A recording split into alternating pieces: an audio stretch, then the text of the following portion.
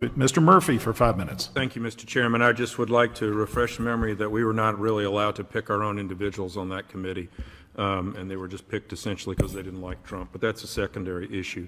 I wish Mr. Irving and Mr. Stenger were here today to defend themselves, because from what I'm reading, there's absolutely no defense of themselves. I'm just going through this. So let me go through a little bit. There's a lot of conjecture as to the presence of law enforcement on January 6th. Questions about law enforcement being embedded, plainclothes officers.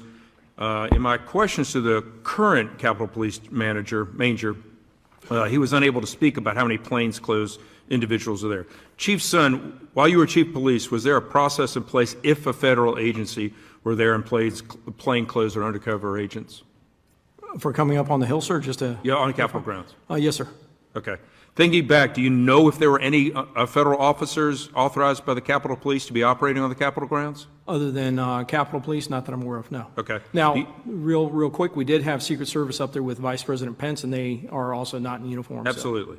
Do you know if the FBI or Department of Homeland Security had any plainclothes employees in the crowd on January 6th? Only what I'm learning, from GAO report that came out just in. Are you aware of any individuals in the federal government that were wearing bracelets so they could be identified? Not that I'm personally aware of now. Okay. Prior to January 6th, do you ever recall an instance in which plainclothes or undercover agents came onto the Capitol grounds without the Chief of Police approval?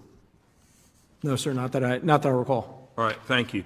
It's very, very disheartening to read this narrative of when you asked for help, and the 2 days before they didn't care about doing something because it may have looked bad. When therefore, none of us in this room are saying what happened on January 6th was correct.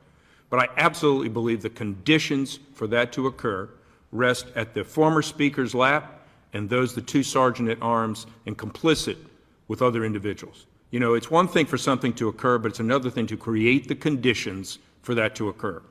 Let me ask you this. I'm reading here, Mr. Irving only provided security information to Republicans after receiving distinct instructions from Democratic leadership. On January 4th, he sent a text to Fleet asking him to, quote, act surprised when Irving emailed him and his Republican counterpart information about the joint session. Is there anything wrong with that? Just want to make sure I understand. So Fleet Irving basically. Now recognize